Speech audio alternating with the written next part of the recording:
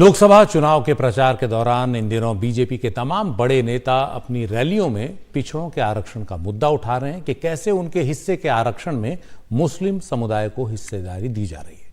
लेकिन अगर बिहार की बात करें तो वहां मुस्लिम समुदाय की कई जातियों को सामाजिक और आर्थिक पिछड़ेपन के आधार पर आरक्षण मिल रहा है।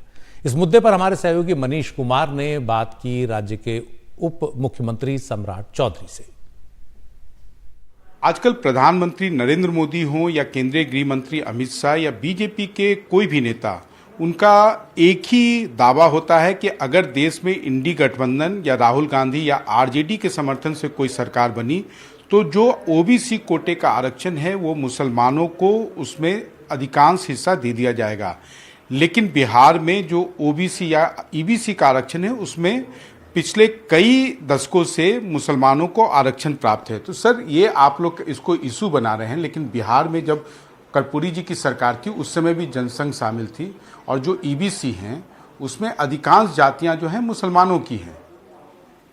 देखिए, ये पूरी तरह जब लालू जी सत्ता में आए मंडल कमीशन के बाद, उन्होंने 90 में ये काम शुरुआत किया।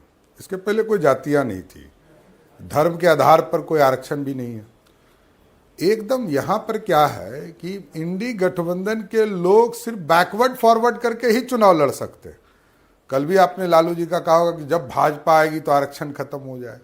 ये लालू जी का यही नारा ही चलता है और स्पष्ट तौर पर मानना है कि कांग्रेस पार्टी को आप देख लीजिए, चाहे वो आंध्रा हो, कर्नाटक हो, ये सभी जगह पर उन लोगों ने मुसलमान को आरक्षण विशेष तौर पर देने का काम किया। इसलिए ओबीसी के आरक्षण की चिंता तो करेंगे ही। और भाजपा को यह प्रूफ किया गया है बार बार कि हम आरक्षण विरोधी हैं, जबकि मंडल कमीशन ही लागू हुआ तो भाजपा की कृपा से हुआ।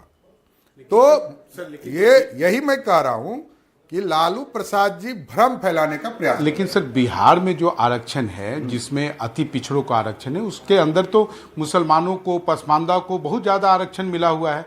तो इसका आप समर्थन करते हैं या विरोध करते हैं? नहीं, एकदम स्पष्ट है कि जो मंडल कमीशन के तहत जिन लोगों को रियायत दिया गया उसमें कोई इशू नहीं, क्योंकि हमने ही समर्थन किया। लेकिन बाद में जिन जातियों को जोड़ा गया है उसका हम विरोध करते हैं।